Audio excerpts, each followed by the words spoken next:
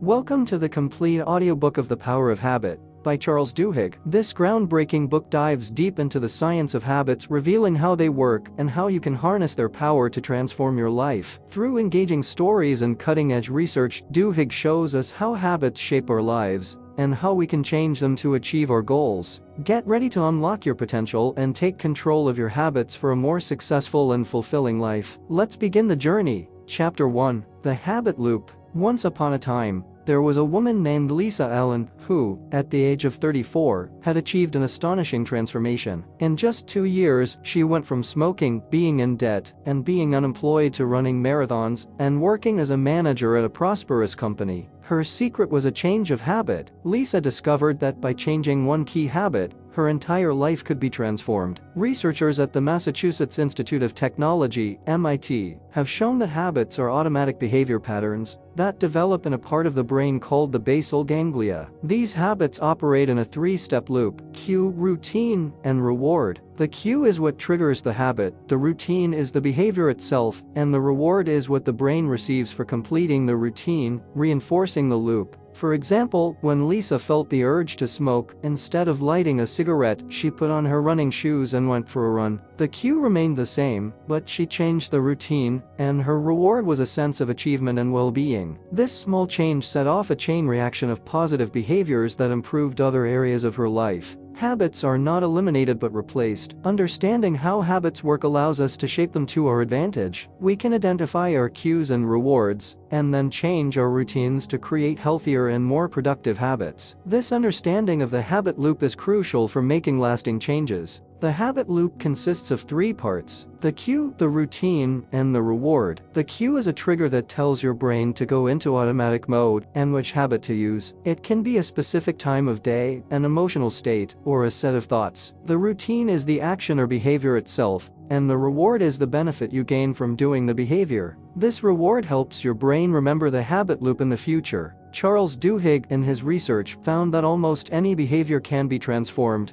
if the cue and reward stay the same. The difficulty lies in changing the routine. This was evident in Lisa Allen's life. She identified that her cue was stress, her routine was smoking, and her reward was relaxation. By substituting running for smoking, she retained the cue and the reward but changed the routine. This shift not only helped her quit smoking, but also led to her losing weight, reducing her debt, and eventually getting a better job. Lisa's case is a clear example of how habits can change lives. By understanding the habit loop and how our brains work, we all have the power to transform our lives, one habit at a time. It's about recognizing the cues, understanding the rewards, and experimenting with different routines until the new habit is ingrained. Chapter 2: The Brain Craves Routine. Scientists have discovered that once the brain becomes accustomed to a routine, it tends to follow it automatically. This is why habits are so powerful. They allow the brain to save energy. Professor Anne Grabiel from MIT and her team conducted experiments with rats to study this phenomenon.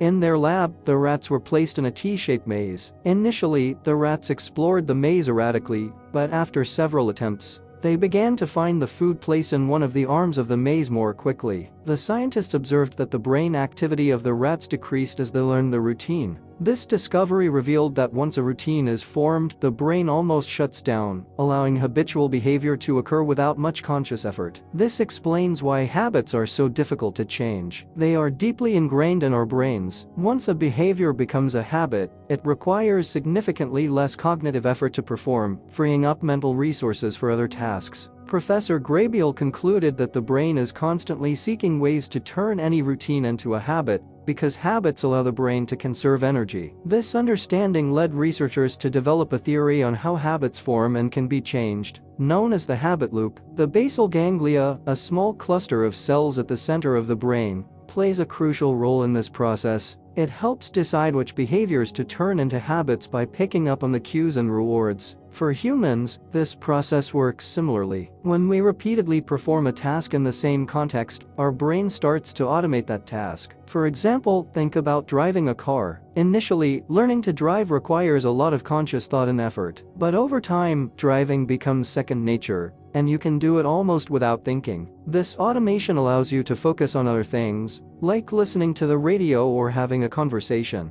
To change a habit, it is necessary to identify the cue that triggers it and the reward that is obtained. Then, the routine can be replaced with a new one that offers the same reward. This approach allows the brain to be reprogrammed and form new habits. This process can be challenging, but is ultimately rewarding because it leverages the brain's natural ability to create shortcuts. For instance, consider someone trying to develop a habit of exercising. The cue might be finishing work for the day, and the reward might be a feeling of accomplishment or a post-workout endorphin rush. By consistently going to the gym after work, this person can eventually create a new habit where exercising becomes the automatic response to finishing work. Understanding this principle helps explain why habits are so resistant to change and why willpower alone often isn't enough. It's not just about breaking old habits, but also about creating new, healthier routines that provide similar rewards. By focusing on cues and rewards and being patient through the repetition, new habits can be established. Chapter 3: The Golden Rule of Habit Change. The key to changing habits is to keep the same cue and the same reward but change the routine. This idea, known as the Golden Rule of Habit Change, has been validated by numerous studies and examples over the years. A classic example of this rule can be seen in the Tampa Bay Buccaneers football team. Under the leadership of coach Tony Dungy, the team transformed its performance by focusing on changing their habits on the field. Dungy realized that he couldn't eliminate the players' old habits, but he could change the routines associated with those habits. Instead of teaching new complex tactics, he simplified the plays and focused on repeating them until they became automatic. The players kept the same cues, such as the opposing team's initial formation, and received the same reward, which was success on the field and recognition from their peers and coaches. The routine, however, was transformed into a series of automatic responses that improved their performance. Dungy's approach was revolutionary because it focused on the psychological aspects of performance. By simplifying the decision-making process for his players, he allowed them to react instinctively rather than thinking through every play. This not only sped up their reactions, but also reduced mistakes and increased their confidence. The result was a significant improvement in the team's performance, culminating in a Super Bowl victory. Another significant example is the Alcoholics Anonymous (AA) program, which has helped millions of people quit drinking. AA doesn't eliminate the desire to drink, instead, it changes the routine of drinking to attending meetings and talking about problems. The cue might be stress or a social situation that triggers the desire to drink, and the reward remains a sense of relief or emotional support. However, the routine changes from consuming alcohol to participating in support meetings and sharing experiences. AA meetings provide a supportive environment where members can talk about their struggles and victories. This new routine helps them cope with the same cues, stress, social pressure, and provides the same rewards, relief, support, without the need for alcohol. Over time, this new routine can become as ingrained as the old habit of drinking. The Golden Rule of Habit Change shows that it's not necessary to change everything to transform a habit. By identifying and altering the routine within the habit loop, it is possible to create lasting and meaningful changes in people's lives. This approach is not only applicable to individuals, but also to organizations and entire communities. For example, in the world of business, companies can change their organizational habits by altering routines while keeping cues and rewards consistent. Starbucks, for instance, has developed extensive training programs to teach employees how to handle stressful situations with customers. The cue might be a rude customer, and the reward is a satisfied customer and positive feedback. By changing the routine to include specific strategies for diffusing tension, Starbucks has been able to improve customer service consistently. Similarly, hospitals have improved patient care by changing routines around hand hygiene. The cue is entering a patient's room, and the reward is patient safety and reduced infection rates. By making hand sanitizers readily available and incorporating hand hygiene into the routine, hospitals have been able to significantly reduce the incidence of hospital-acquired infections. Understanding the Golden Rule of Habit Change allows us to take control of our behaviors and make positive changes in our lives. It empowers individuals to transform their habits and enables organizations to create more effective and supportive environments.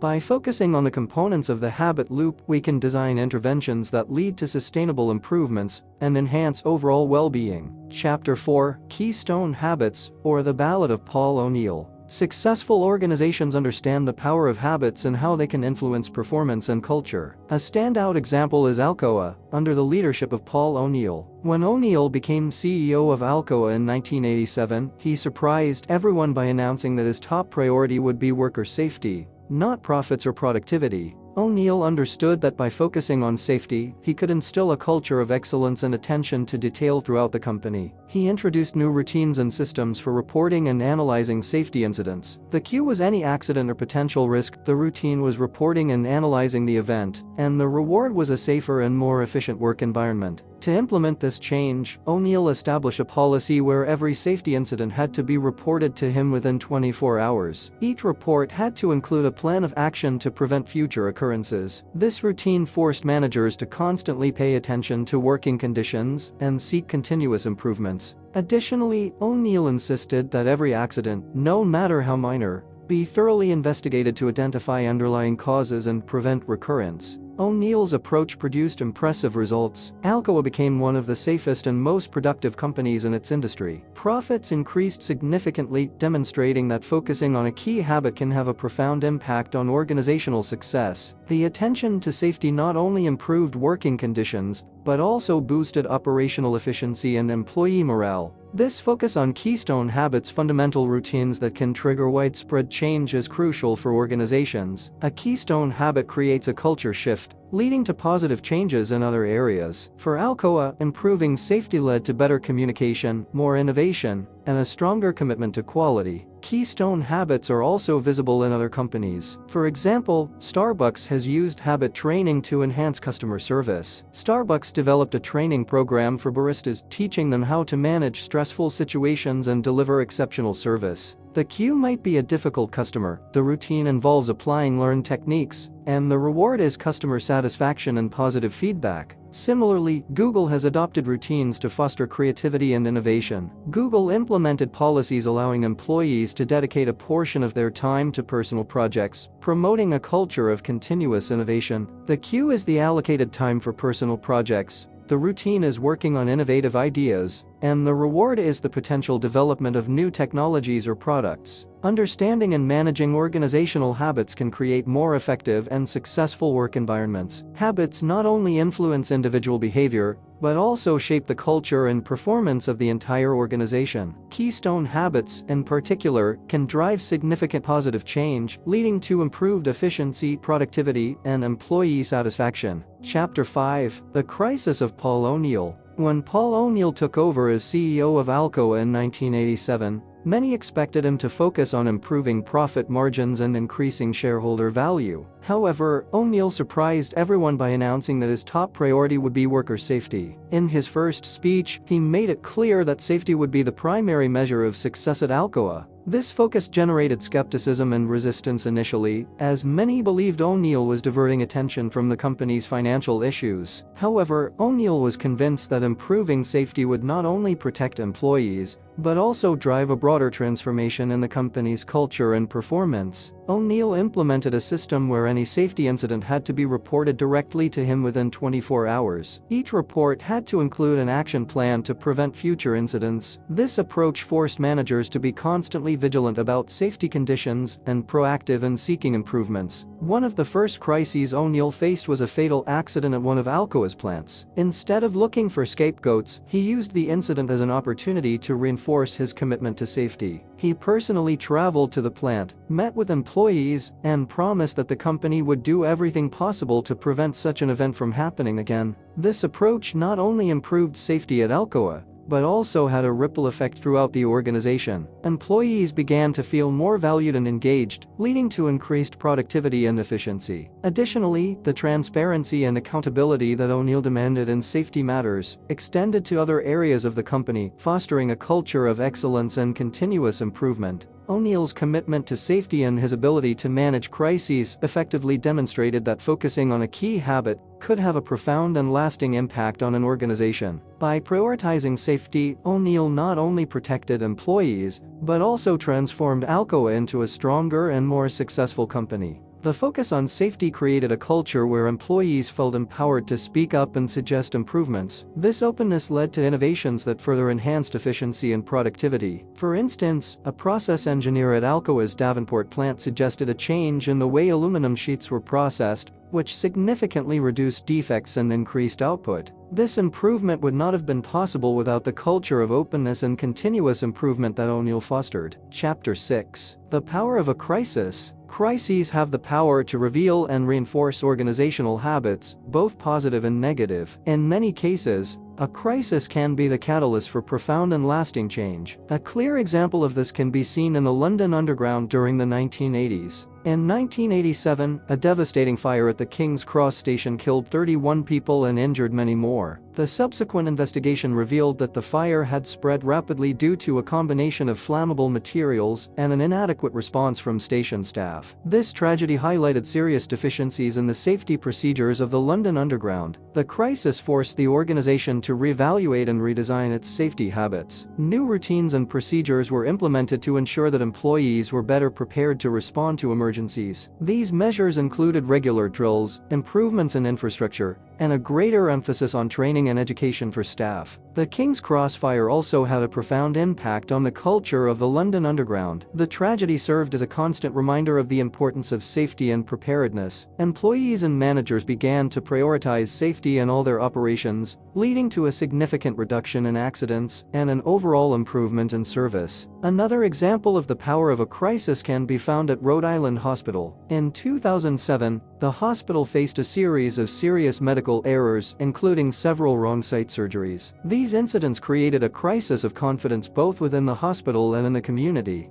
In response, the hospital implemented a series of drastic changes to its procedures and organizational culture. Strict verification and double-checking routines were introduced for all surgeries, along with a stop and verify policy that allowed any team member to halt a procedure if something seemed wrong. Additionally, a culture of transparency and learning was promoted, where mistakes were used as opportunities to improve rather than being concealed. These measures transformed Rhode Island Hospital into one of the safest and most reliable medical institutions in the country. The initial crisis, though devastating, served as a catalyst for positive and lasting change. These examples demonstrate that crises, while painful, can be powerful opportunities to review and reinforce habits. By facing and managing a crisis appropriately, organizations can emerge stronger and more resilient, with a healthier and more effective culture. Chapter 7. The Habit of Societies. Habits influence not only individuals and organizations, but also entire societies. One of the most powerful examples of societal habits can be seen in the civil rights movement in the United States during the 1960s. This movement, led by figures such as Rosa Parks and Martin Luther King Jr., leveraged existing societal habits and fostered new ones to bring about profound social change. Rosa Parks is famously known for her act of defiance in 1955, when she refused to give up her seat on a segregated bus in Montgomery, Alabama. However, what is often overlooked is how this single act triggered a series of community habits that led to significant social change. The Montgomery bus boycott, which lasted more than a year, was sustained by a network of personal and community relationships that strengthened the resistance. The success of the boycott was largely due to the ability of civil rights leaders to harness and reinforce existing habits within the African American community. Churches and community organizations played a crucial role in providing a framework of support and mobilization. The habits of regularly attending church, participating in community meetings, and showing solidarity with neighbors became the foundation of the movement. Martin Luther King Jr. and other leaders understood the importance of these habits and used them to organize and maintain the boycott. They created new routines of alternative transportation and encouraged continuous participation through regular meetings and motivational speeches. The cue was the obvious injustice of the segregation system, the routine was the boycott and community organization, and the reward was the sense of unity and hope for social change. The civil rights movement demonstrated how collective habits could be a powerful force for change. By leveraging existing habits and fostering new routines of resistance and solidarity, The movement succeeded in dismantling a crucial part of the segregation system and laid the groundwork for future victories in the fight for equality. This process of leveraging societal habits can be seen in other social movements as well. For instance, the environmental movement has successfully promoted habits such as recycling, using reusable bags, and conserving water and energy. These habits, once integrated into daily life, can lead to significant environmental benefits. Governments and organizations have also used habit formation to promote public health. Campaigns to encourage handwashing, vaccination, and smoking cessation have all relied on changing societal habits. By creating public awareness, providing easy access to resources, and offering incentives, these campaigns have been able to establish new, healthier routines in society. Chapter 8: The Neurology of a Champion. In the world of sports, habits play a critical role in performance and success. Michael Phelps, the most decorated Olympic swimmer of all time, is a prime example of how habits can lead to excellence. From a young age, Phelps developed a series of routines that helped him stay focused and maximize his performance. Phelps was coached by Bob Bowman, who understood the importance of establishing strong habits. Bowman created a series of daily and pre-competition routines for Phelps. Every day, Phelps followed a strict regimen of training, nutrition, and rest. But beyond physical training, Bowman also instilled mental habits in Phelps. One of the most notable routines was visualization. Every night before bed and every morning upon waking, Phelps would visualize his races in detail. He imagined every aspect from diving into the water to the final stroke. This practice not only boosted his confidence, but also prepared his mind to handle any contingencies during competitions. The focus on habits also extended to how Phelps managed stress and setbacks. Before every competition, he followed the same routine. He put on his headphones, listened to the same playlist, and performed the same stretching exercises. This routine provided him with a sense of control and stability even in high-pressure situations. A notable example of the importance of these routines occurred during the 2008 Beijing Olympics. During the final of the 200-meter butterfly, Phelps' goggles filled with water, impairing his vision. Thanks to his training and visualization habits, Phelps did not panic. He counted his strokes and focused on his technique, winning the gold medal and setting a world record. Phelps' story demonstrates that habits not only enhance physical performance, but also strengthen mental resilience. By establishing and following effective routines, athletes can achieve extraordinary levels of success and overcome the toughest challenges. Habits are crucial not only for athletes, but also for anyone striving for excellence in any field. Writers, artists, and professionals of all kinds can benefit from developing routines that promote productivity and creativity. For example, many successful writers have specific habits for their writing process, such as writing at the same time each day, or following a particular ritual to get into the right mindset. In the business world, executives and entrepreneurs often develop habits that help them manage their time, make decisions, and lead effectively. Establishing routines for prioritizing tasks, setting goals, and reflecting on progress can lead to greater efficiency and success. Chapter 9: The Habit of Faith. Faith, whether in a religious context or in everyday life, can be seen as a powerful habit that influences behavior and decision-making. Faith provides a structure and a set of beliefs that guide actions and reactions to various situations. A notable example of how faith can be a transformative habit is found in the life of Rick Warren, author of The Purpose-Driven Life and pastor of Saddleback Church in California.